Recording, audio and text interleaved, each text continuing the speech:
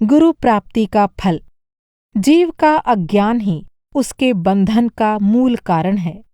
गुरु की ही कृपा से जीव अपने जन्म जन्मांतर से जकड़े हुए अज्ञान के अंधकार को समूल नष्ट कर आंतरिक ज्ञान के प्रकाश को प्रकट करने और अपने दुखों से सदा के लिए छुटकारा पाकर मोक्ष का अनंत सुख प्राप्त करने में सफल होता है।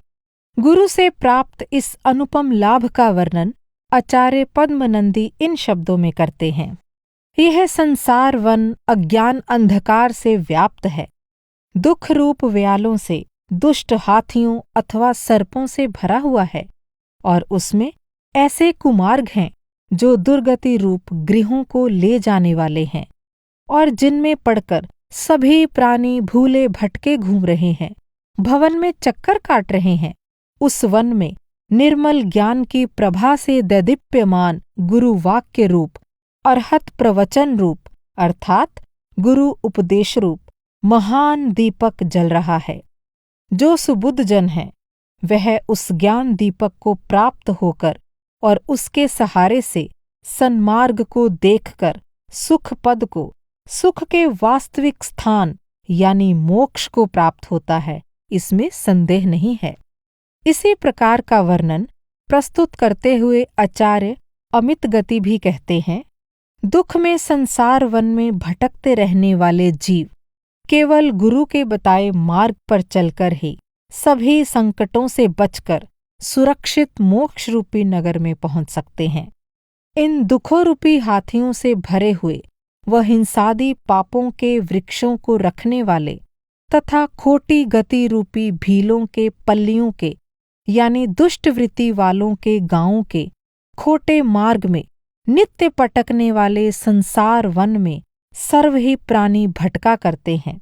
इस वन के बीच में जो चतुर पुरुष सुगुरु के दिखाए हुए मार्ग में चलना शुरू कर देता है, वह परमानंदमय उत्कृष्ट व स्थिर एक निर्वाण रूपी नगर में पहुंच जाता है।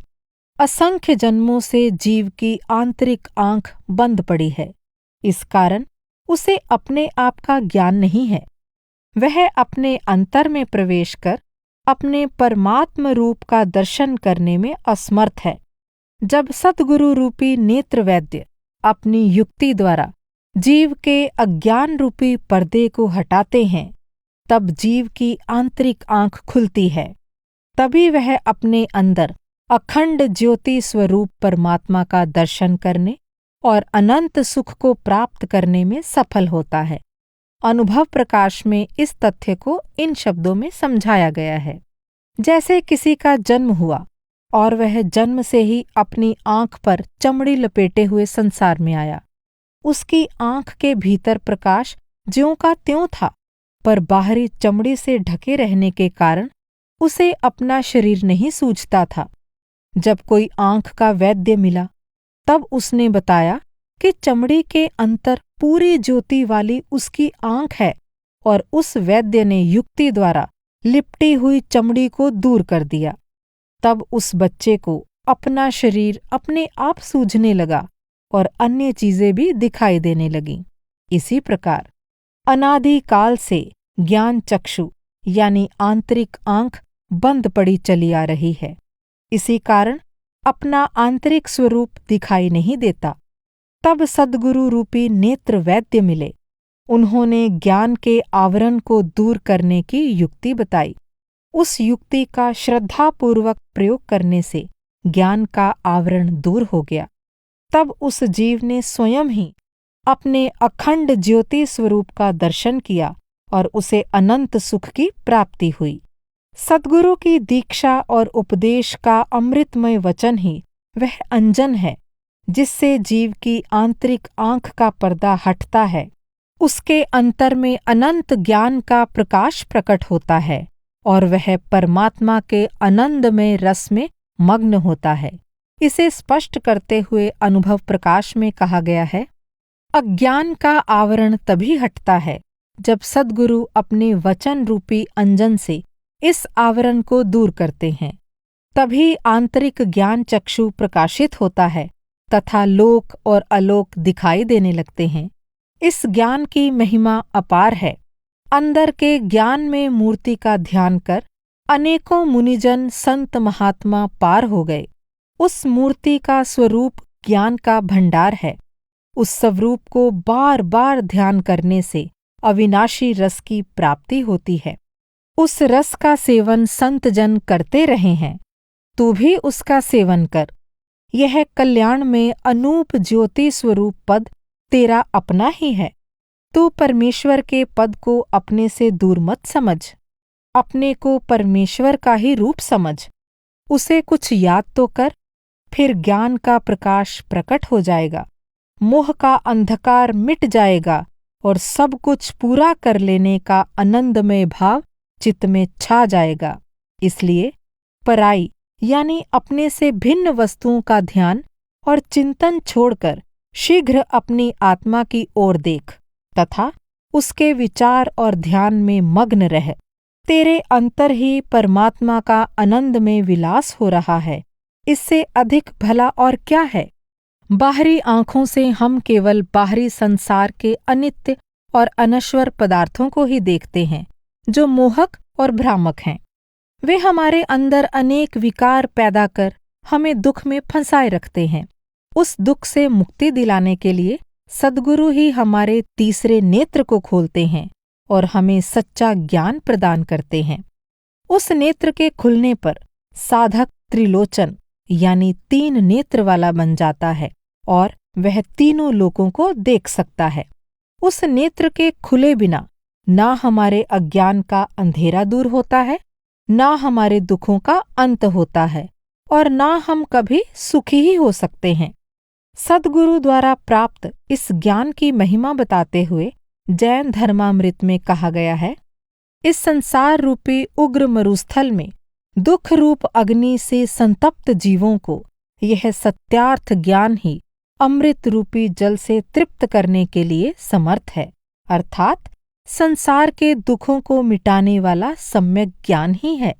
जब तक ज्ञान रूपी सूर्य का सातिशय यानी पूर्णता के साथ उदय नहीं होता, तभी तक यह समस्त जगत अज्ञान रूपी अंधकार से आच्छादित रहता है। किंतु ज्ञान के प्रकट होते ही अज्ञान का विनाश हो जाता है। ज्ञान ही तो संसार रूपी शत्रु के नष्ट करने के लिए तीक्ष्ण खड्ग यानी तलवार है और ज्ञान ही समस्त तत्वों को प्रकाशित करने के लिए तीसरा नेत्र है। जिसकी निर्दोष चेष्टा में तीसरे ज्ञान नेत्र के द्वारा सारा त्रैलोक्य दर्पण के समान प्रतिबिंबित होता है, उसे त्रिलोचन कहते हैं। सद्गुरु द्वारा जो ज्ञान हमें प्राप्त होता है वह हमारे अंदर ही है। सद्गुरु कहीं बाहर से कुछ घोलकर हमें नहीं पिलाते। वे तो केवल आंतरिक आंख खोलने की युक्ति सिखाते हैं। उस युक्ति के जाने बिना हम दुखी बनकर दर दर ठोकरें खाते फिरते हैं।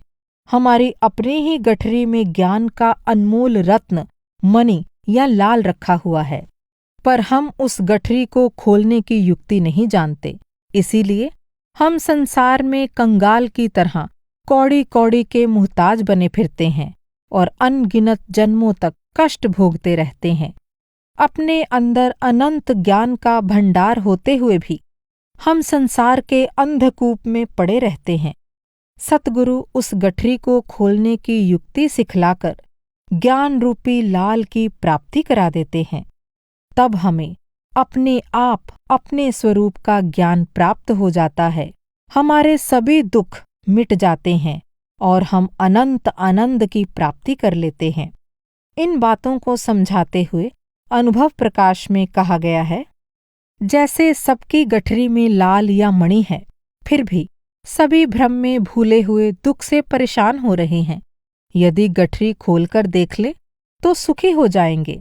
यदि अंधा कुएं में गिर पड़े तो कोई आश्चर्य नहीं, पर यदि आंख वाला कुएं में गिरे तो आश्चर्य है। उसी प्रकार यह जानने और देखने वाली आत्मा संसार रूपी कुएं में गिर पड़ी है। यह बड़े आश्चर्य की बात है। मोह रूपी ठग ने आत्मा के सिर पर अपनी ठगोरी यानी छलावा या भ्रांति डाल रखी है, जिससे संसार रूपी घर को ही अपना घर मानकर वह निज घर को भूली हुई है। गुरु के ज्ञान मंत्र द्वारा जब ठगोरी उतारी जाती है, तभी वह निज घर को प्राप्त करती है। श्री गुरु उसे बार बार निज घर को पाने का उपाय बताते हैं और उसे अपने अखंड सुख भरे धाम को प्राप्त कर अविनाशी राज्य करने को कहते हैं। वे समझाते हैं कि अपने पाप कर्म के कारण ही तूने अपना राजपद खो दिया और अब कंगाल बनी कोड़ी कोड़ी मांगती फिरती है। तेरा खजाना तेरे पास ही था, तूने उसकी संभाल न की, इसलिए दुखी बनी। सद्गुरु संत महात्मा परमात्म स्वरूप का निजी अनुभव प्राप्त कर परमात्म रूप हो गए होते हैं। इसलिए उनसे प्राप्त दीक्षा और उपदेश का मोक्षार्थी के हृदय पर गहरा प्रभाव पड़ता है। वे ही शास्त्र का यथार्थ मर्म समझा सकते हैं। पर यदि कोई शास्त्रों को स्वयं पढ़कर परमार्थ के मर्म को ग्रहण करने की चेष्टा करता है, तो उसे विफलता ही हाथ लगती है। इसके विपरीत जो सद्गुरु से सुनकर और समझकर परमार्थ की साधना में लगता है, वह अपने प्रयोजन को सिद्ध कर लेता है। इसलिए परमार्थ के खोजी को चाहिए कि सद्गुरु के पास जाकर उनके उपदेश का लाभ उठावे और अपने प्रयोजन को सिद्ध करे।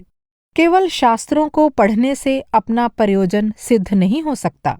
इसी तथ्य की ओर संकेत करते हुए कानजी स्वामी कहते हैं, सर्वशास्त्रों का प्रयोजन यही है कि चैतन्य स्वरूप आनंद में आत्मा को पहचान कर उसमें लीन हो। शास्त्र का एक ही वाक्य सत्पुरुषों के पास से सुनकर यदि इतना समझ ले, तभी उसका प्रयोजन सिद्ध है, और लाखों करोड़ों शास्त्र सुनकर भी यही समझना है।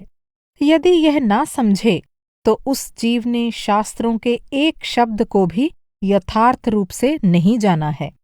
और जिस जीव को शास्त्र पढ़ना भी ना आता हो, नव तत्वों के नाम नहीं जानता हो, तथापि यदि सत्पुरुष के निकट से श्रवण करके चैतन्य स्वरूप आत्मा का अनुभव कर लिया है, तो उसके सर्व प्रयोजन की सिद्धि है। गुरु का दिया हुआ उपदेश अत्यंत प्रभावकारी होता है। जब साधक उस उपदेश के अनुसार अभ्यास करता है, तो उसे अपने स्वरूप का ज्ञान हो जाता है। उसे आनंदमय स्वरूप का अनुभव होने पर वह अपने को संसार के अन्य सभी पदार्थों से भिन्न समझने लगता है और सांसारिक विषय सुख से उदासीन हो मोक्ष सुख में लीन हो जाता है। यह अनुपम सुख तपस्या आदि के रूखे साधनों से कभी प्राप्त नहीं हो सकता।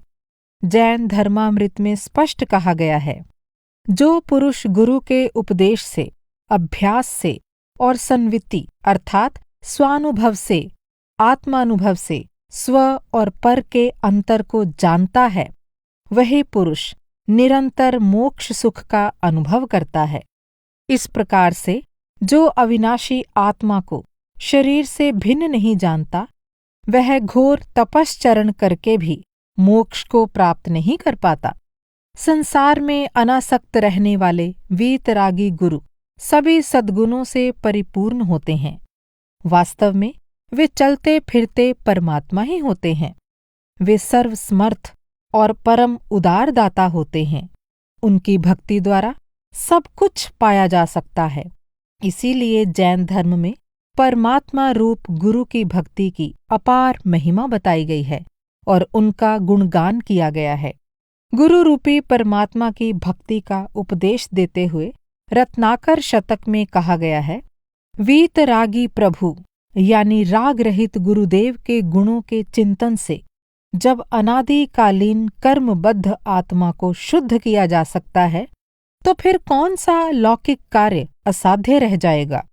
प्रभु भक्ति से बड़ा कार्य संपन्न किया जा सकता है। अतः प्रत्येक समय चलते फिरते उठते बैठते भगवान की भक्ति करनी चाहिए। गुरु भक्ति की महिमा और उससे प्राप्त होने वाले लाभों का उल्लेख करते हुए रत्नाकर शतक में फिर कहा गया है, जो व्यक्ति मन लगाकर प्रभु के चरणों की भक्ति करता है, उसे तीनों लोक की सभी सुख सामग्रियां मिल जाती हैं। उसका यश समस्त लोक में व्याप्त हो जाता है तथा सभी लोग उससे स्नेह और उसका आदर करने लगते हैं। मोक्ष लक्ष्मी यानी मोक्ष रूपी लक्ष्मी उसकी ओर प्रतिक्षण देखती रहती है। स्वर्ग की संपत्तियां उसे अपने आप मिल जाती हैं तथा समस्त गुण उसे प्राप्त हो जाते हैं। अभिप्राय यह है कि भगवान की भक्ति में अपूर्व गुण वर्तमान हैं, जिससे उनकी भक्ति करने से सभी सुख सामग्रियां अपने आप प्राप्त हो जाती हैं। प्रभु भक्ति का आधार लेकर बिना तपश्चरण आदि के भी व्यक्ति अपना उद्धार कर सकता है। सद्गुरु ही कृपा कर जीव को सत्संग में लाते, ज्ञान का उपदेश देते, अपने प्रति प्रेम बढ़ाते, अपना ध्यान कराते, अलख को लखाते, अंतर में आनंद रस चखाते और अंत में संसार से मुक्त करते हैं। अनुभव प्रकाश में उनकी महिमा और उनके उपकार का संकेत इन शब्दों में किया गया है। श्री गुरु के ही प्रताप से संतों का संग यानी सत्संग मिलता है, जिससे संसार का ताप यानी दुख मिट जाता है। अपने अंदर ही आत्मस्वरूप की प्राप्ति हो जाती है और ज्ञान की प्रत्यक्ष पहचान हो जाती है। श्री गुरु अपना ध्यान कराते हैं, अपने प्रति प्रेम बढ़ाते हैं और जीव को अंतर्मुखी ध्यान में लीन कराते हैं। तब जीव सहज ही आत्मरस की प्राप्ति करता है, कर्म बंधन को नष्ट करता है, अपने को अपने स्वरूप में लगाता है और अपने शुद्ध चैतन्य स्वरूप का ध्यान करता है। तब आनंद उत्पन्न होता है, जिसका रसास्वादन कर मन शांत हो जाता है। इसे निज अनुभव कहा जाता है। इस अनुभव को अपने से दूर कौन कह सकता है? यह निज अनुभव आवागमन के चक्र को मिटाता है, अलख को लखाता है, आत्मा के चैतन्य और आनंद स्वरूप को प्रकट करता है और अविनाशी रस प्राप्त कराता है, जिसका मोक्षार्थी गुणगान करते हैं, जिसकी अपार महिमा है और जिसे जान लेने पर संसार का भार दूर हो जाता है। श्री गुरु की कृपा से आत्मा के इस विकार रहित अत्यंत शुद्ध स्वरूप को जान लेना चाहिए। इस प्रकार यह स्पष्ट है कि किसी संत सद्गुरु की संगति मिलने पर ही जीव अपने स्वरूप की पहचान प्राप्त कर पाता है और संसार के दुखों से छुटकारा पाकर मोक्ष सुख को प्राप्त करने में सफल होता है। संतों ने मोक्ष मार्ग को सरल बना दिया है। बिना कोई शारीरिक योग मुद्रा साधे या कष्ट उठाए आत्मलीनता प्राप्त कर जीव मोक्ष की प्राप्ति कर सकता है। इसे स्पष्ट करते हुए अनुभव प्रकाश में कहा गया है, इस प्रकार सत्संग या संतों की संगति के फलस्वरूप जीव अपने अंतर में ध्यान लगाकर अपने आत्मस्वरूप का अनुभव प्राप्त करता है, जिससे उसका अत्यंत कठिन मोह दूर होता है और वह परमानंद की प्राप्ति करता है। आत्मस्वरूप की प्राप्ति के मार्ग को संतों ने सरल कर दिया है।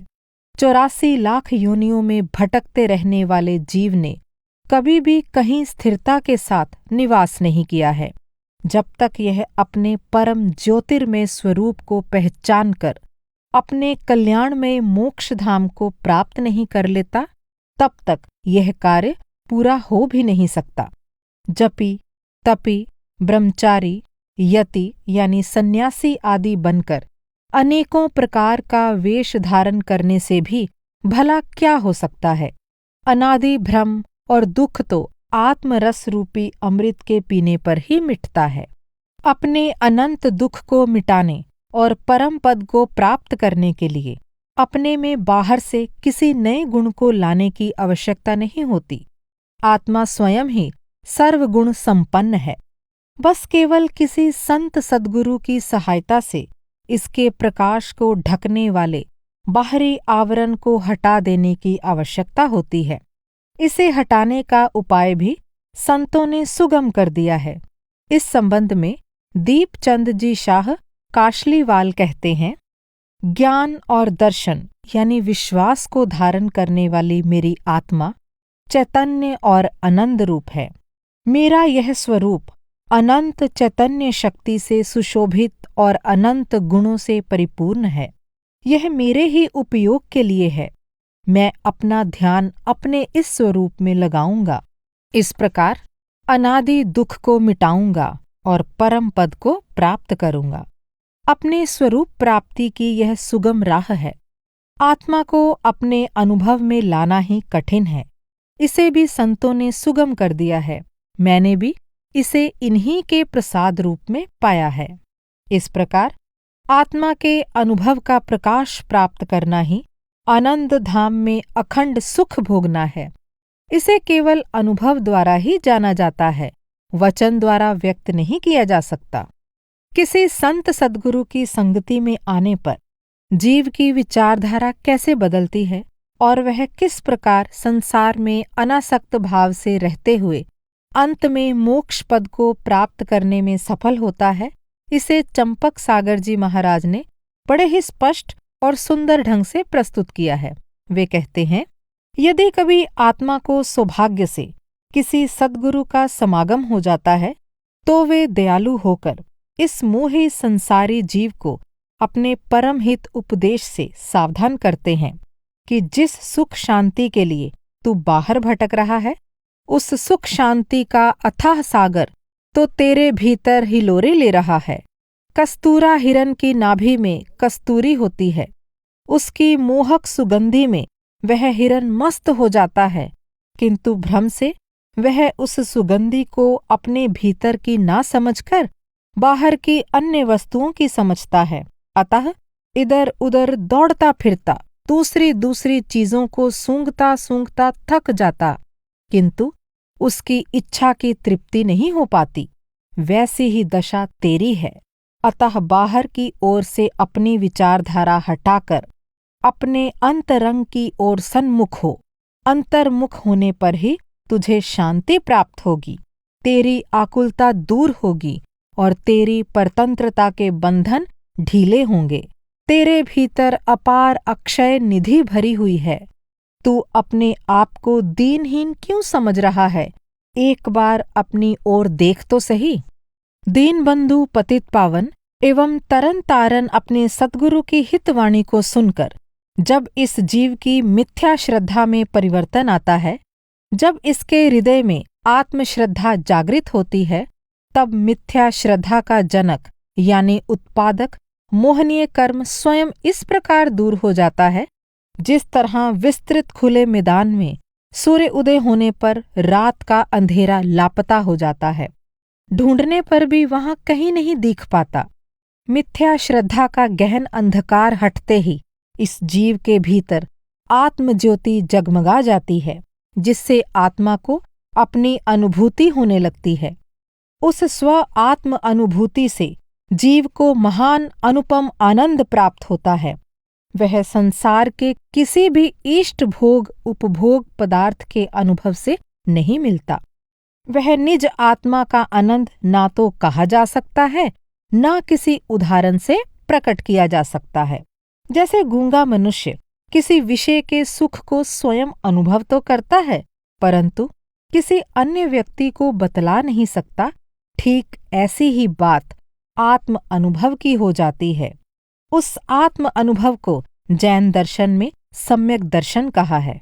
सम्यक दर्शन होते ही जीव की विचारधारा तथा कार्य प्रणाली में महान परिवर्तन आ जाता है। उसे फिर अपने आत्मा के सिवाय अन्य किसी पदार्थ में रुचि नहीं रहती। वह बाहरी पदार्थों को छूता हुआ भी उसमें रत यानी लीन नहीं होता, अछूता सा रहता है। अतः वह गृहस्थाश्रम में रहता हुआ भी, गृहस्थाश्रम के सब कार्य करता हुआ भी उनसे अलिप्त अछूता रहता है। अतः पापंक से मलिन नहीं होता। जिस तरह कीचड़ में भी पड़ा हुआ सोना मैला नहीं होने पाता, या जल में रहता हुआ कमल जल से अछूता रहता है, सम्यक दर्शन होते ही ज्ञान और आचरण ठीक धारा में बह उठते हैं। तब उनका नाम सम्यक ज्ञान सच्चारित्र यानी स्वरूपाचरणादि हो जाता है। ऐसा व्यक्ति अवश्य स्वल्प काल में संसार से मुक्त हो जाता है। यदि जीव सर्वज्ञ सद्गुरु के उपदेश के अनुसार अंतर्मुखी अभ्यास द्वारा एक बार भी आत्मरस को चख ले, तो उसे ऐसा आनंद आएगा कि वह फिर कभी मुड़कर भी सांसारिक विषयों की ओर नहीं देखेगा, जैसा कि अनुभव प्रकाश में कहा गया है। सर्वज्ञ देव ने सारे उपदेश का मूल तत्व यह बताया है कि जीव आत्मस्वरूप के अनुभव के रस का यदि एक बार स्वाद ले ले तो वह ऐसे आनंद में मग्न हो जाएगा कि अन्य वस्तुओं की ओर फिर कभी देखेगा भी नहीं। अपने स्वरूप में समाधि लगाकर अपने से एकाकार हो जाना संतों का चिन्ह है। ऐसी अवस्था में राग आदि विकार नहीं पाए जा सकते। जैसे आकाश में फूल नहीं पाए जाते, शरीर को आत्मा समझने के अभ्यास के नाश होने और चैतन्य और आनंद रूप आत्मा के प्रकाश के अनुभव होने की अवस्था के लक्षण या उसकी विशेषता को लिखकर बताया नहीं जा सकता। इसे देखने अर्थात अनुभव करने से आनंद मिलता है, इसका स्वाद लिखने में नहीं आ सकता। ऐसा उपदेश संतों की संगति या सत्संग में ही प्राप्त होता है। केवल संत महात्मा की संगति ही संत महात्मा बना सकती है। इसलिए आत्मकल्याण के इच्छुक जीवों को परम दुर्लभ सत्संग का लाभ अवश्य उठाना चाहिए। इसे समझाते हुए गणेश प्रसाद जी वर्णी कहते हैं, वर्तमान में निष्कपट समागम का मिलना परम दुर्लभ है। जिस तरह दीपक से दीपक जलाया जाता है, उसी तरह महात्माओं से महात्मा बनते हैं। अतः महात्माओं के संपर्क से एक दिन स्वयं महात्मा हो जाओगे। सर्वज्ञाता, सर्वशक्तिमान और परम दयालु सद्गुरु से कुछ मांगने की आवश्यकता नहीं होती। वे अपने सहज स्वभाव से ही जीवों पर दया करते हैं, इसलिए जीवों का कल्याण अपने आप हो जाता है। वर्णी जी ने इसे एक सुंदर उदाहरण द्वारा इस प्रकार स्पष्ट किया है। जो छाया में वृक्ष के नीचे बैठ जाता है, उसको इसकी आवश्यकता नहीं कि वृक्ष से छाया की याचना करे। वृक्ष के नीचे बैठने से छाया का लाभ अपने आप हो जाता है। इसी प्रकार जो रुचिपूर्वक श्री अरहंत देव के गुणों का स्मरण करता है, उसके मंद कषाय होने से शुभोपयोग यानी आत्मा का राग आदि से रहित निश्चल दशा ग्रहण करना स्वयं में भी हो जाता है और उसके प्रभाव से शांति का लाभ भी स्वयं हो जाता है। इस प्रकार सद्गुरु की कृपा से जीव को अपने आत्मस्वरूप का अनुभव हो जाता है। वह तीनों लोकों के स्वामी का पद प्राप्त कर उस सहज सुख धाम का निवासी बन जाता है, जो परम ज्योतिर्मय, निर्मल और निराला है, तथा उसके हृदय में निरंजन देव यानी निर्विकार परमात्मा प्रकट हो जाते हैं। इसे बताते हुए अनुभव प्रकाश में कहा गया है, श्री गुरु ने आत्मा का बोध कराया है, उसे पाकर ही जीव सुखी होता है। इसके विषय में कहाँ तक क्या कहा जाए। यह आप ही निर्मल और अनुपम पद है, जिसकी महिमा अपार है। यह अलख, अखंड, परम ज्योतिर्मय और सहज सुख का भंडार है। पर यह आत्मा अनादिकाल से संसार के दुख द्वंद्व में ही आपा भाव मानकर उसी में आनंद मान रही थी। यही भूल उसके दुख का मूल है। सद्गुरु के वचन रूपी अमृत के पीने पर ही यह भूल मिटती है। जब आत्मचेतना जागृत होती है, तब अन्य पदार्थों की ओर देखना दूर हो जाता है। अपने स्वरूप और अपने पद को देखते ही आत्मा को यह अनुभव हो जाता है कि उसका पद तो तीनों लोकों के स्वामी का है। इसी अवर्णनीय अनुभव का संकेत देते हुए ज्ञान दर्पण में कहा गया है, मेरो स्वरूप अनूप विराजित, मोहि में और ना भासत आना। ज्ञान कला निधि चेतन मूर्ति, एक अखंड महासुख थाना। पूरन आप प्रताप लिए जहाँ, योग नहीं पर के सब नाना। आप लखें अनुभाव भयो, अति देव निरंजन को उर आना। अर्थात मेरा अनुपम स्वरूप सुशोभित हो रहा है, मुझ में कोई और दूसरा नहीं दिखाई देता। यह ज्ञान की परिपूर्ण कला रूप एक अखंड चैतन्य मूर्ति है, जो परम सुख का धाम है। यह अपने पूर्ण प्रताप के साथ प्रकाशित है, जिसमें अन्य सभी नाना प्रकार की वस्तुओं में से किसी का भी मिश्रण यानी मिलावट नहीं है। अपने आप के दर्शन से एक निराला अनुभव हुआ है और निरंजन देव यानी निर्विकार परमात्मा हृदय में विराजने लगे हैं। यही है गुरु कृपा का अद्भुत फल। शिष्य का कर्तव्य। परम दयालु गुरु सहज भाव से जीवों पर दया कर उन्हें उपदेश देते हैं, उन्हें मोक्ष का मार्ग दिखलाते हैं तथा उन्हें इस मार्ग पर चलने के लिए प्रेरणा, उत्साह और सहायता प्रदान करते हैं। पर शिष्य यदि गुरु की बात ही न सुने, उनसे विमुख रहे और क्रोध, मान, माया, लोभ आदि का शिकार होकर कुमार्ग पर चले, तो उसका निस्तार भला कैसे हो सकता है। यदि हितोपदेशी गुरु जीव कल्याण के लिए उपदेश देते हैं, तो अपना कल्याण चाहने वाले जीव को भी उस उपदेश का लाभ उठाने के लिए अपने आवश्यक कर्तव्य को निभाना अत्यंत आवश्यक है। यदि कोई पात्र औंधा हुआ यानी उल्टा मुंह पड़ा हो तो, या गंदगी अर्थात विकारों से भरा हो तो, वह भला गुरु का पवित्र अमृतमय उपदेश कैसे ग्रहण कर सकता है।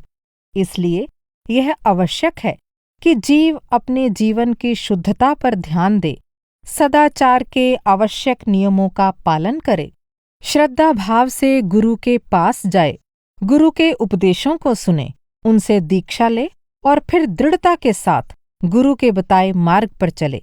शिष्य के लिए विनम्र भाव से गुरु की आज्ञा में रहना तथा उनकी सेवा और भक्ति करना आवश्यक है। फिर संयम पूर्वक आत्म साधना में लगकर आत्मशुद्धि करना और आत्मज्ञान की प्राप्ति करना सहज हो जाता है। इन आवश्यक कर्तव्यों का दृढ़तापूर्वक पालन करने वाला शिष्य ही गुरु कृपा का पूरा लाभ उठाकर अपने जीवन को सफल बना सकता है। शिष्य के कर्तव्य संबंधी ऐसी ही कुछ बातों पर यहाँ जैनाचार्यों के विचार प्रस्तुत किए जा रहे हैं। जो भाग्यशाली जीव हैं, वे ही अपने स्वरूप को समझने और अपने दुखों को दूर करने के संबंध में गहराई से सोचते हैं। वे किसी सच्चे गुरु की खोज करते हैं, उनके पास जाकर उनसे उपदेश ग्रहण करते हैं और उनके उपदेशानुसार आध्यात्मिक अभ्यास में लगकर अपने जीवन को संवारने का प्रयत्न करते हैं। इस संबंध में पंडित टोडरमल जी कहते हैं, भला होनहार है इसलिए जिस जीव को ऐसा विचार आता है कि मैं कौन हूँ, मेरा क्या स्वरूप है। जीव दुखी हो रहा है, सो दुख दूर होने का क्या उपाय है। मुझको इतनी बातों का निर्णय करके जो कुछ मेरा हित हो सो करना चाहिए। ऐसे विचार से उद्यमवंत यानी प्रयत्नशील होता है। पुनश्च इस कार्य की सिद्धि शास्त्र सुनने से होती है। ऐसा जानकर अति प्रीतिपूर्वक शास्त्र सुनता है। कुछ पूछना हो सो पूछता है तथा गुरुओं के कहे अर्थ को अपने अंतरंग में बारंबार विचारता है और अपने विचार से सत्य अर्थों का निश्चय करके जो कर्तव्य हो उसका उद्यमी होता है। पारमार्थिक मार्ग पर चलने वाले साधक को अपने आहार, व्यवहार, आचार और विचार को शुद्ध रखना और गुरु के बताए सदाचार के नियमों का दृढ़ता से पालन करना अत्यंत आवश्यक है। इसे समझाते हुए आचार्य कुंथु सागर जी महाराज कहते हैं, आत्मा को शुद्ध करने वाले आत्मा के शुद्ध भाव हैं। जिस आत्मा का शरीर शुद्ध होता है, उसके भाव भी शुद्ध होते हैं। जिसका शरीर अशुद्ध होता है, उसके भाव भी अशुद्ध होते हैं। इस शरीर के बनने और बढ़ने में यदि कारण सामग्री अशुद्ध होती है, तो यह शरीर भी अशुद्ध होता है तथा शरीर के बनने व बढ़ने के साधन यदि शुद्ध होते हैं, तो शरीर भी शुद्ध ही होता है। मनुष्य जो भोजन करता है, वह भी शरीर के बढ़ने का कारण है। शुद्ध शरीर भी उन मद्य, मांस आदि अशुद्ध पदार्थों के सेवन करने से अवश्य ही अशुद्ध हो जाता है। जहाँ शरीर की अशुद्धता होती है, वहाँ पर परिणामों में अशुद्धता होना स्वाभाविक है। इसीलिए इन मद्य, मांस आदि के सेवन को धर्म का नाश करने वाला बतलाया है। इसके सिवाय ये पदार्थ अत्यंत घृणित हैं, देखने योग्य भी नहीं हैं, अनेक जीवों का घात करने से उत्पन्न होते हैं। इनके सेवन करने से क्षण भर के लिए जिह्वा का स्वाद भले ही मिल जाए, परंतु वह क्षण भर का स्वाद अनंत दुखों को देने वाला होता है। इसलिए हे आत्मन, तू इनके सेवन करने का सर्वथा त्याग कर।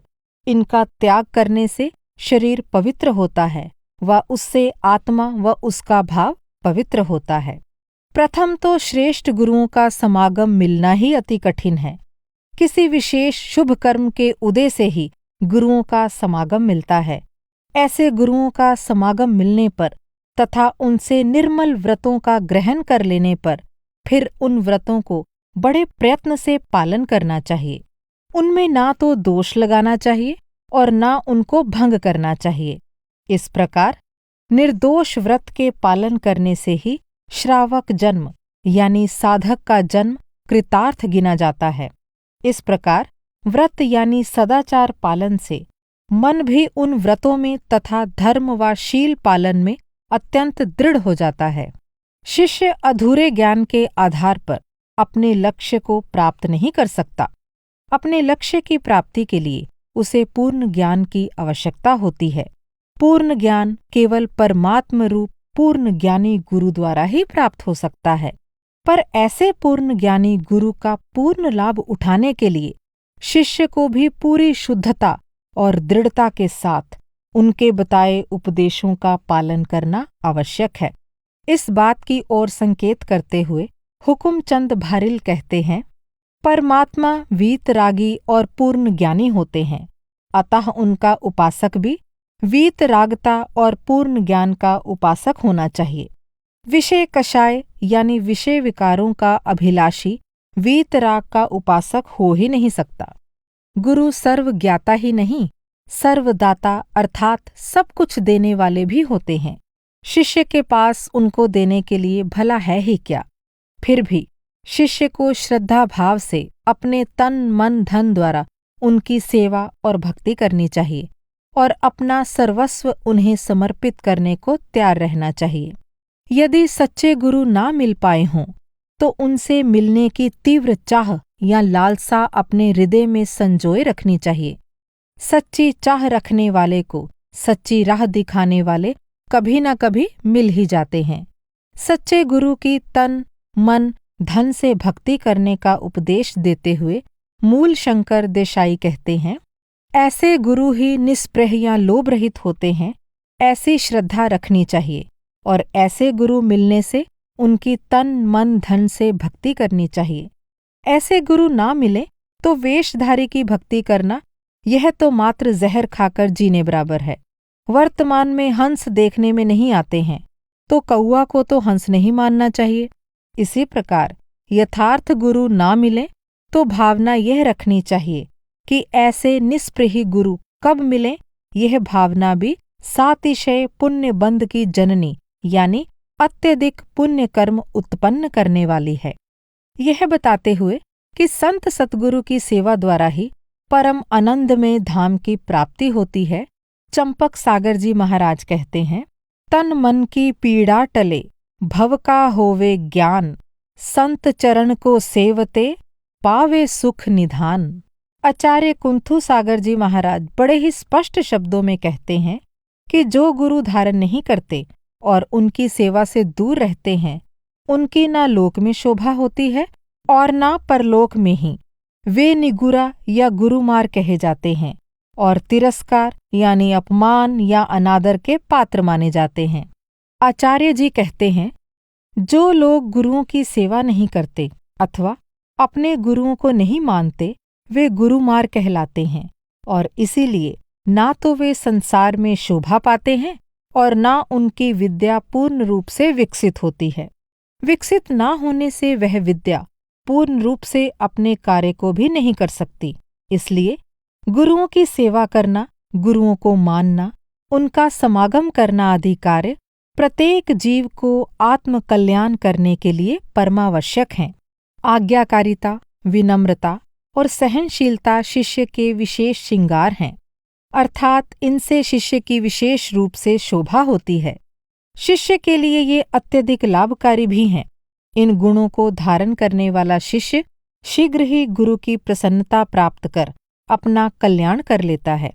शिष्य के इन गुणों पर प्रकाश डालते हुए जिन वाणी में कहा गया है, जो गुरु की आज्ञा का पालन करने वाला हो, अंतेवासी अर्थात गुरु के निकट रहने वाला हो तथा अपने गुरु के इंगित, इशारे तथा आकार मनोभाव का जानकार हो, उसे विनीत कहते हैं। आज्ञा का उल्लंघन करने वाले गुरुजनों के हृदय से दूर रहने वाले, शत्रु समान विरोधी तथा विवेकहीन साधक को अविनीत यानी उदंड गुस्ताख कहते हैं। महापुरुषों की शिक्षा से क्रुद्ध नहीं होना चाहिए, चतुर होकर सहनशीलता रखनी चाहिए।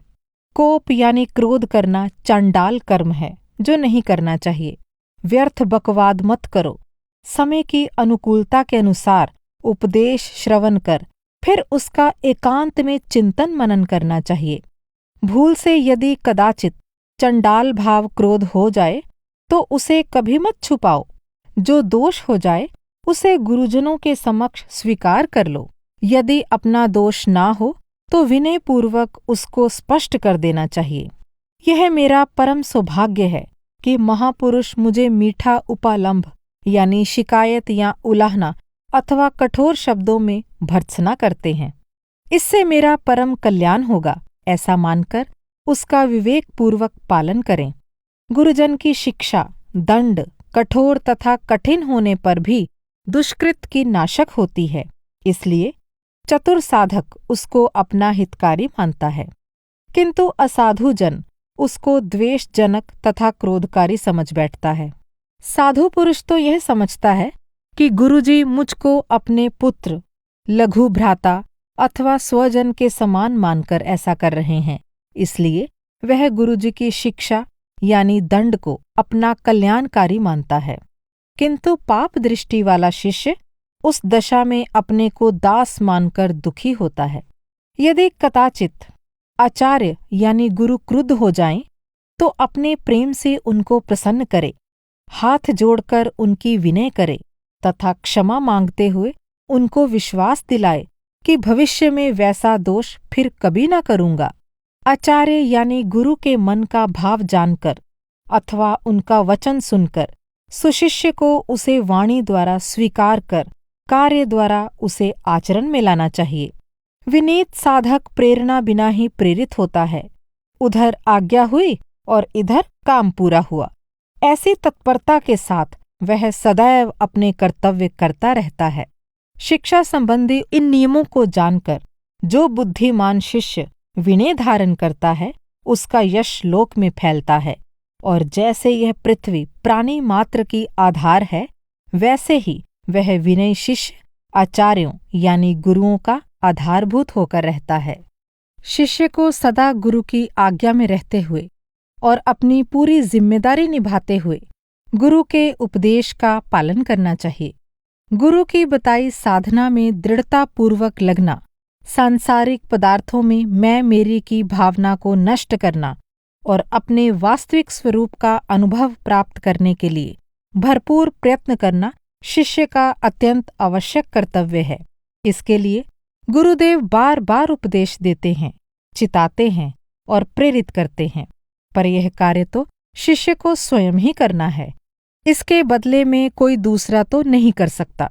पर मैं यानी आत्मा से भिन्न पदार्थों में आपाभाव मानकर जीव ने स्वयं ही अपने को दुख में डाल रखा है, इसलिए इसे स्वयं ही इस झूठे आपाभाव को मिटाना होगा और आत्मानुभव प्राप्त कर अपने दुखों को दूर करना होगा। इसे स्पष्ट करते हुए अनुभव प्रकाश में कहा गया है, जो पर यानी अपने से भिन्न है अर्थात जो अपना नहीं है, उसे अपना मानकर अपने ही आपाभाव यानी मैं मेरी के भाव से तो दुखी बना हुआ है। तुझे दुख देने वाला कोई दूसरा नहीं है, तेरी ही भावना ने तेरा भव संसार बनाया है। अजन्मा यानी जन्म रहित आत्मा को जन्म दिया है। अपने से भिन्न यानी पर को देखकर तूने अपने को भुला दिया। इस प्रकार यह अविद्या तेरी ही फैलाई हुई है। इस अविद्या भाव से जो कर्म किए जाते हैं, उनमें से तू आत्मभाव को निकाल ले। फिर आत्मभाव से निकल जाने पर जड़ कर्म तेरा कुछ भी बिगाड़ नहीं सकेंगे, अर्थात तू निष्कर्मी और निर्विकारी बना रहेगा। इस प्रकार तेरी शक्ति अपरंपार यानी असीम है। अपने से भिन्न यानी पर में आत्मभावना करने के कारण ही तू भव यानी संसार चक्र में पड़ा है और तूने अपने संसार का विस्तार किया है।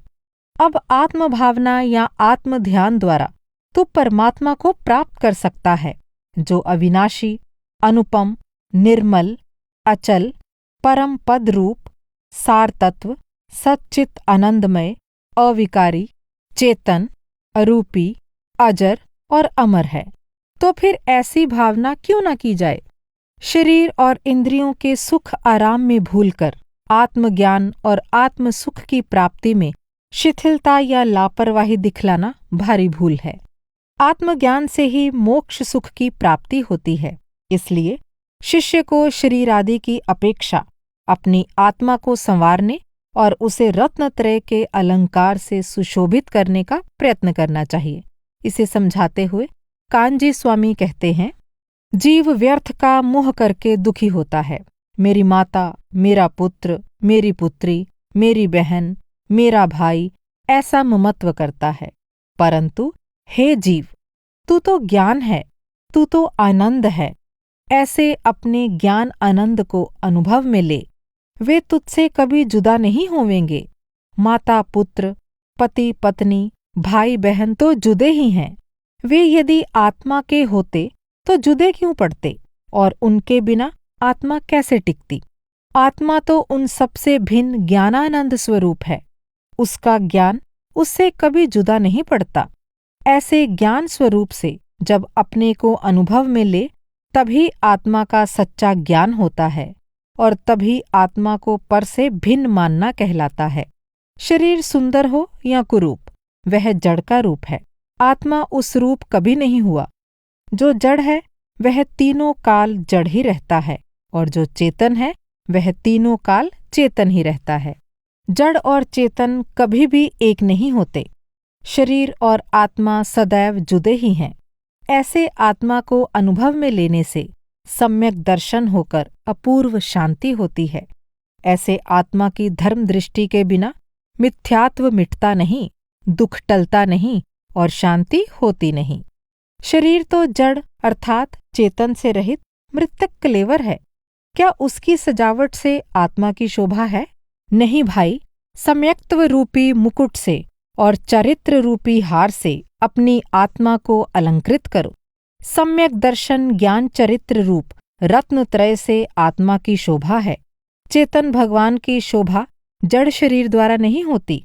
अतः देह दृष्टि छोड़कर आत्मा को पहचानो, ऐसा उपदेश है। आत्मा का सच्चा स्वरूप समझो और अपनी मिथ्यात्व रूप भूल को दूर करो। ऐसी श्री गुरु की शिक्षा है। शिष्य को गुरु के वचन को अपने हृदय में बसा लेना चाहिए और उनके बताए साधन द्वारा मोक्ष की प्राप्ति के लिए प्रयत्नशील रहना चाहिए। अपने शरीर के सुख आराम के लिए नाहक समय गंवाना उचित नहीं। इसी भावना को प्रकट करते हुए आचार्य पद्मनंदी कहते हैं, भवतु भवतु यादृक् तादृक् एतत् वपुर में हृदय गुरु वचनम चेदस्ति ततत्वदर्शी त्वरितं संसारानंद कंदाय माना भवति यद अनुभावाद अक्षया मोक्ष लक्ष्मीः।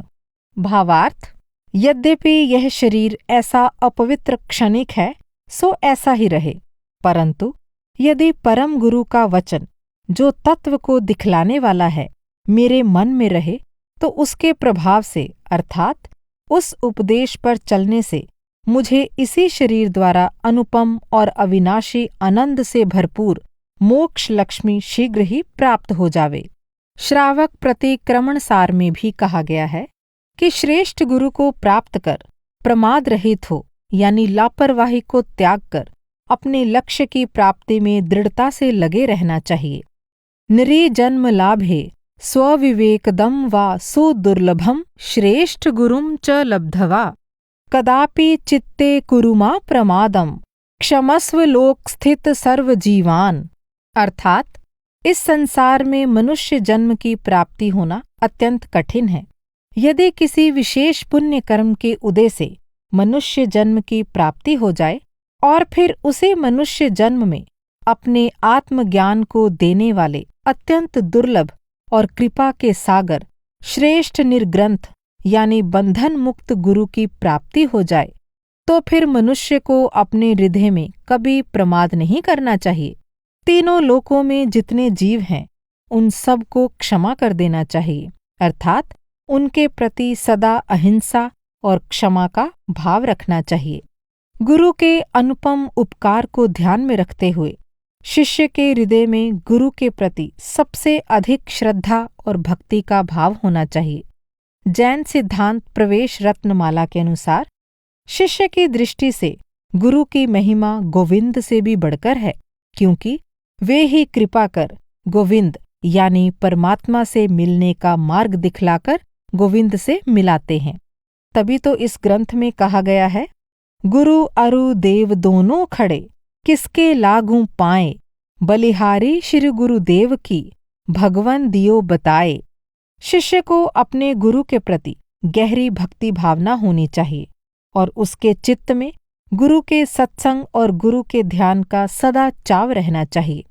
आगे दी गई प्रार्थना में भक्त अपने गुरु की महिमा का गुणगान करता हुआ उनके प्रति ऐसी ही भावना व्यक्त करता है, जिसने राग द्वेष कामादिक जीते सब जग जान लिया, सब जीवों को मोक्ष मार्ग का निस्पृह हो उपदेश दिया। बुद्ध वीर जिन हरिहर ब्रह्मा या उसको स्वाधीन कहो, भक्ति भाव से प्रेरित हो यह चित्त उसी में लीन रहो। विषयों की आशा नहीं जिनके, साम्य भाव धन रखते हैं, निज पर के हित साधन में जो निष्दिन तत्पर रहते हैं। स्वार्थ त्याग की कठिन तपस्या बिना खेद जो करते हैं, ऐसे ज्ञानी साधु जगत के दुख समूह को हरते हैं। रहे सदा सत्संग उन्हीं का, ध्यान उन्हीं का नित्य रहे, उन्हीं जैसी चर्या में यह चित्त सदा अनुरक्त रहे। हुकमचंद भारिल ने भी अपनी गुरुस्तुति में ऐसी ही भक्ति भावना प्रकट की है। उस वाणी के अंतरतम को जिन गुरुओं ने पहचाना है, उन गुरुवर्यों के चरणों में मस्तक बस हमें झुकाना है। गुरु से मिलने और गुरु को अपने हृदय में बसाने की कितनी प्रबल इच्छा शिष्य को होनी चाहिए, उसकी एक झलक भूधर दास जी की इस भाव भरी विनती में देखी जा सकती है। जिनके अनुग्रह बिन कभी नहीं कटे कर्म जंजीर, ते साधु मेरे उर्बसो मम हरहूं पातक पीर। जो कांच कंचन सम गिनही अरि मित्र एक स्वरूप, निंदा बड़ाई सारीखी वनखंड शहर अनूप। सुख दुख जीवन मरण में नहीं खुशी नहीं दिलगीर, ते साधु मेरे उर्बसहूं मम हरहूं पातक पीर। कर जोड़ भूदर बीनवे कब मिले वे मुनिराज, यह आश मन की कब फले मम सरही सगरे काज। संसार विषम विदेश में जे बिना कारण बीर, ते साधु मेरे उर्बसहूं मम हरहूं पातक पीर। दौलत राम जी भी अपनी विनती में शिष्य की विनम्रता और उसके मनोभाव को बड़े ही मार्मिक ढंग से व्यक्त करते हुए कहते हैं, हमारी वीर हरो भव पीर, मैं दुख तपित दयामृत सागर, लखियायो तुम तीर। तुम परमेश मोख मग दर्शक मोह दवानल नीर, तुम बिन हेत जगत उपकारी शुद्ध चितानंद धीर। गणपति ज्ञान समुद्र न लंघे तुम गुण सिंधु गंभीर, याद नहीं मैं विपति सही जो धर धर अमित शरीर। तुम गुण चिंतत नशत तथा भय ज्यों घन चलत समीर, कोटि बार की अरज यही है मैं दुख सहूं अधीर। हरहु वेदना फंद दौल की कतर कर्म जंजीर। अर्थात हे वीर, हमारी संसार चक्र की व्यथा को दूर कीजिए। हे दया अनुकंपा के समुद्र, हे परम कारुणिक, मैं दुखों से संतप्त हूँ और दुख परिहारार्थ यानी दुख से मुक्त होने के लिए आपके कृपा सिंधु तट पर उपस्थित हुआ हूँ। आप परमेश्वर हैं, मोक्ष पथ के दर्शयिता हैं तथा मोह रूप प्रचंड दावानल को शमन करने में नीर समान हैं। आप बिना हेतु के विश्व का उपकार करने वाले हैं, शुद्ध परमात्मा हैं, धीर हैं। आपके अपार ज्ञान समुद्र को गणपति भी उल्लंघन नहीं कर सकते, अर्थात उसका पार नहीं पा सकते। आप गंभीर गुण सिंधु हैं। मैंने अनंत शरीर धारण करते हुए जिन विपत्तियों को सहन किया, उनका स्मरण नहीं है, अर्थात वे इतनी अधिक तथा विपुल हैं कि स्मरण रखना भी दुष्कर यानी कठिन है। आपके गुणों का चिंतन करने से उन समस्त भयों का वैसे ही नाश हो जाता है जैसे पवन के चलने से बादल छितरा जाते हैं। मेरी यही कोटिशः प्रार्थना है कि मैं अधीर दुख भुगत रहा हूँ, आप इस दौलत की कर्म श्रृंखलाओं का नाश करके वेदना जाल से मुक्त कर दीजिए। कुगुरु की सेवा से हानि। मनुष्य जीवन में ही मोक्ष की प्राप्ति हो सकती है। वास्तव में मोक्ष प्राप्ति ही मनुष्य जीवन का लक्ष्य है। इस लक्ष्य की प्राप्ति गुरु की कृपा और सहायता से ही होती है। गुरु ही मोक्ष का मार्ग दिखलाते हैं, इसलिए यदि सही मार्ग दिखलाने वाले गुरु की खोज किए बिना हम किसी नकली या पखंडी गुरु के कहने में आकर गलत मार्ग में लग जाएं, तो हम अपने लक्ष्य से विमुख हो जाएंगे और अपने लक्ष्य की प्राप्ति ना कर अनेक योनियों में भटकते रहेंगे। इस प्रकार हमारा मानव जीवन विफल हो जाएगा। इसलिए गुरु धारण करने में अत्यंत सावधानी की आवश्यकता है। इसे स्पष्ट करते हुए हुकम चंद भारिल कहते हैं, गुरु के स्वरूप को समझने में अत्यंत सावधानी की आवश्यकता है, क्योंकि गुरु तो मुक्ति के साक्षात मार्गदर्शक होते हैं। यदि उनके स्वरूप को भली भांति ना समझ पाया तो गलत गुरु के संयोग से भटक जाने की संभावना अधिक बनी रहती है। इसलिए गुरु धारण करने के पहले उनके संबंध में जहाँ तक बन पड़े जांच पड़ताल कर लेनी चाहिए। जिस उद्देश्य की पूर्ति के लिए गुरु धारण किया जाता है वह मनुष्य जीवन का सबसे महत्वपूर्ण उद्देश्य है। इसलिए बिना सोचे समझे किसी अंध परंपरा के प्रभाव में आकर या किसी प्रचलित लोक रीति को निभाने के लिए किसी को गुरु धारण करना हितकारक होने के बदले हानिकारक हो सकता है। इसलिए हमें अच्छी तरह समझ बूझकर नकली या ढोंगी गुरु से बचे रहना चाहिए और केवल सच्चे गुरु को ही धारण करना चाहिए। इस संबंध में नाथूराम डोंगरिये जैन कहते हैं, प्रत्येक व्यक्ति को संसार में फैले हुए हर एक धर्म नामक वस्तु पर या देवी देवताओं, धर्मशास्त्रों और गुरुओं पर अंधे होकर विश्वास कभी न करना चाहिए। जब हम पैसे की हांडी को भी ठोक बजाकर मोल लेते हैं तो जिस धर्म या देव गुरु आदि के द्वारा हम संसार समुद्र से पार होकर सच्चा सुख प्राप्त करना चाहते हैं, उसका अंधे होकर सहारा लेना, चाहे उससे हानि के बदले लाभ ही क्यों न हो, बुद्धिमत्ता नहीं हो सकती। जो आत्मज्ञान से शून्य रात दिन विषय कषाओं में मस्त रहा करता है वह रागी, द्वेषी, आडंबरी और ढोंगी साधु कदापि सच्चा गुरु नहीं हो सकता। आचार्य कुंथु सागर जी महाराज भी हमें बड़े ही स्पष्ट शब्दों में चिताते हैं कि अनेकानेक योनियों में भटकाने वाले कुगुरु से हमें बचना चाहिए और मोक्ष की प्राप्ति कराने वाले सद्गुरु यानी सच्चे गुरु की सेवा में लगना चाहिए। वे कहते हैं, हे आत्मन, कुगुरुओं की सेवा करने से ही तूने आज तक सदाकाल अत्यंत कलेश और भ्रांति उत्पन्न करने वाले निगोद यानी अत्यंत अविकसित सूक्ष्मतम योनि में परिभ्रमण किया है। महादुख देने वाले, प्रतिक्षण प्राणों को हरण करने वाले, अत्यंत निंदनीय नरक में परिभ्रमण किया है और अत्यंत निकृष्ट योनि कहलाने वाली तिर्यंच गति में परिभ्रमण किया है। हे शिष्य, इस प्रकार तूने वीतराग निर्ग्रंथ गुरु की सेवा न करने से तथा कुगुरु की सेवा करने से अनंत काल तक संसार रूपी महासागर में परिभ्रमण किया। अतएव अब तू कुगुरुओं की सेवा करने का सर्वथा त्याग कर दे। कृपा के सागर समस्त जीवों पर दया धारण करने वाले वीतराग निर्ग्रंथ गुरुओं की सेवा करने से मोक्ष रूपी स्वराज्य अर्थात आत्मा का राज्य तेरे अधीन हो जाएगा। कुगुरु पत्थर की नाव के समान होते हैं, आप भी डूबते हैं और अपने सेवक को भी ले डूबते हैं। इसलिए ऐसे कुगुरुओं से सदा बचते रहना चाहिए। निर्ग्रंथ गुरु सदा मोक्ष मार्ग में लगे रहते हैं तथा शिष्यों को भी मोक्ष मार्ग में लगाते हैं। इसलिए ऐसे श्रेष्ठ गुरुओं की सेवा से इस जीव को शीघ्र ही मोक्ष की प्राप्ति हो जाती है। गुरु होने का दंभ भरने वाले या विशेष प्रकार का वेश धारण करने वाले कुगुरुओं को पहचानना आसान नहीं है।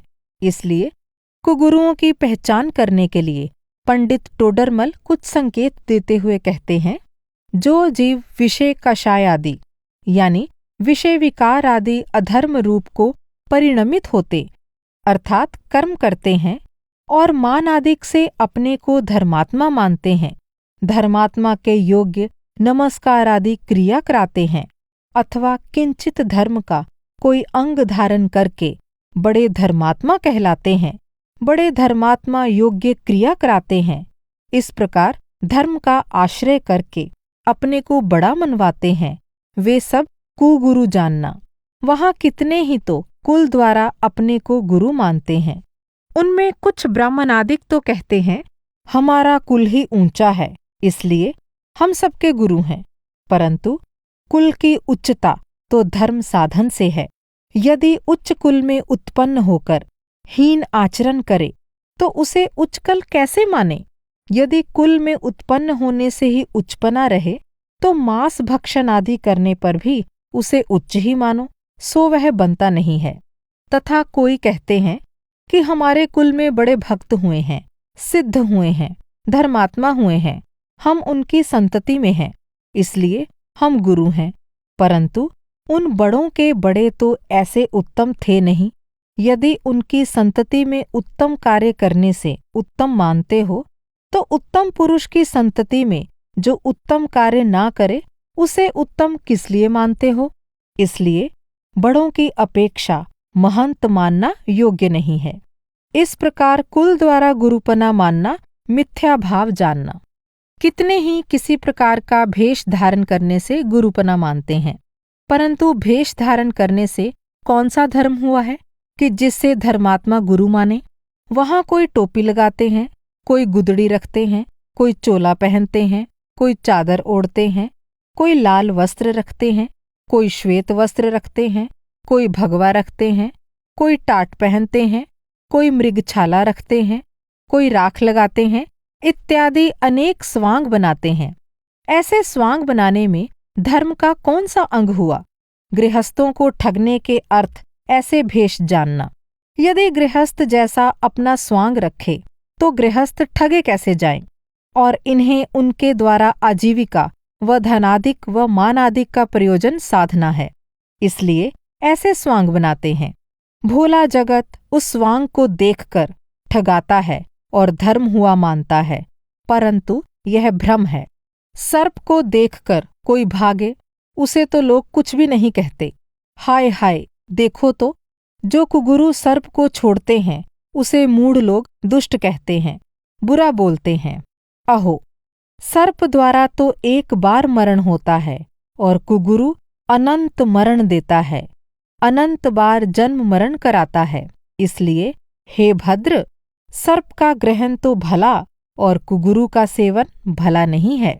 सच्चे गुरु अपने शिष्यों को मोक्ष पद की प्राप्ति कराने वाले धर्म का अभ्यास कराते हैं और कुमार्ग में ले जाने वाले अधर्म से दूर रखते हैं। पर मोक्ष मार्ग से विमुख करने वाले कुगुरु अपने शिष्यों को कुमार्ग में डालकर अनेक जन्मों तक दुखी बनाए रखते हैं। इसलिए मोक्षार्थी को लोक लाज और कुल परंपरा की परवाह न कर निर्भीकता के साथ अधर्म की ओर ले जाने वाले किसी भी गुरु के कुगुरु को त्याग देना चाहिए और उस सच्चे गुरु को धारण करना चाहिए जो दिव्य ध्वनि द्वारा मोक्ष मार्ग को दिखाते हैं। इसे स्पष्ट करते हुए कांजी स्वामी कहते हैं, वे कुगुरु हैं। मिथ्यात्व के कारण वे स्वयं तो पत्थर की नाव की तरह संसार समुद्र में डूबते हैं और अन्य जो जीव वीतरागी गुरुओं का स्वरूप ना पहचान कर ऐसे कुगुरुओं को सच्चा समझकर उनका सेवन करते हैं, वे भी संसार समुद्र में डूबते हैं। प्रश्न, कोई कुगुरु मिल जाए तो क्या करना? उत्तर, तो ऐसा जानना कि यह सच्चा गुरु नहीं है, वह स्वयं भी मिथ्या भाव से दुखी है और उसका सेवन करने वाला जीव भी मिथ्या भाव की पुष्टि से दुखी है। ऐसा समझकर हमें उसका सेवन छोड़ना। इसमें किसी का अपमान करने की या द्वेष करने की बात नहीं है, परंतु अपने आत्मा को मिथ्यात्वादी दोषों से बचाने की बात है। धर्म में शर्म नहीं होती, अर्थात शर्म से या लोक लाज से भी कुगुरुओं का सेवन धर्मी जीव नहीं करते। अपना हित चाहने वाले मुमुक्षु जीव को दुनिया की स्पृहा नहीं होती। दुनिया क्या बोलेगी, यह देखने को वे नहीं रुकते। दुनिया से डरकर असत्य देव गुरु धर्म का सेवन वे कभी नहीं करते। प्राण चले जाएं तो भी सच्चे देव गुरु धर्म से विपरीत किसी को वे नहीं मानते। उनको अपने अंतर में वीतरागता ही इष्ट है।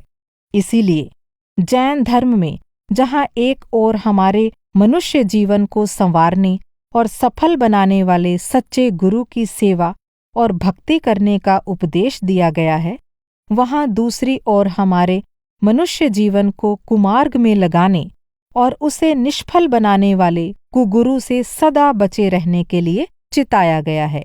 कुगुरु या खोटे गुरु को नमस्कार करना भी हितकर नहीं है। रत्नकरंड श्रावकाचार में स्पष्ट शब्दों में कहा गया है, सम्यक दृष्टि से संपन्न जीव भय, आशा, स्नेह अथवा लोभ से भी कभी खोटे देव, खोटे शास्त्र अथवा खोटे गुरु को नमन नहीं करें, कभी उनका विनय भी न करें। कुंथु सागर जी महाराज भी राग द्वेष से युक्त कुगुरुओं को त्यागने और राग द्वेष रहित बंधन मुक्त कृपा सागर सद्गुरु को धारण कर मोक्ष की प्राप्ति करने तथा अपने मनुष्य जीवन को सफल बनाने का उपदेश देते हैं। जीव को चिताते हुए वे कहते हैं, हे आत्मन, यदि तूने गुरु समझकर रागी द्वेषी कुगुरुओं की स्तुति की हो, उनकी प्रशंसा की हो, किसी लोभ के कारण उनको नमस्कार किया हो, अथवा कुनीत प्रदर्शक कुशास्त्र की स्तुति की हो, प्रशंसा की हो, व किसी लोभ से उसको नमस्कार किया हो, तो तू अपनी आत्मा को शुद्ध करने के लिए उन कार्यों का त्याग कर तथा पवित्र मन से जिनेन्द्र देव यानी जितेंद्रिय गुरुदेव के कहे हुए शास्त्रों का पठन पाठन कर और कृपा के सागर निर्ग्रंथ बंधन मुक्त गुरु को मान। सदा यथार्थ देव शास्त्र गुरु का आराधन कर, जिससे कि मनुष्य जन्म प्राप्त होकर तुझे शीघ्र ही मोक्ष की प्राप्ति हो। निष्कर्ष रूप से जैन धर्म का यही उपदेश है कि अपना कल्याण चाहने वाले मनुष्य को सुगुरु अर्थात सच्चे गुरु की सेवा भक्ति द्वारा संसार सागर को पार करने का प्रयत्न करना चाहिए और संसार में भटकाने वाले कुगुरु की सेवा से दूर रहना चाहिए। सुगुरु और कुगुरु संबंधी इसी मूल उपदेश को मूल शंकर देसाई इन शब्दों में व्यक्त करते हैं। सुगुरु जो सेवन करे होवे भव से पार, कुगुरुन के सेवन करे बड़े संसार अपार। अनादि काल से अपनी आत्मा ने कुगुरु की सेवा करने में अनंत काल निकाला तो भी कल्याण हुआ नहीं। जो जीव अपना कल्याण करना चाहता है, उसको प्रथम सुगुरु को पहचान कर उनके चरणों में भक्ति करनी चाहिए।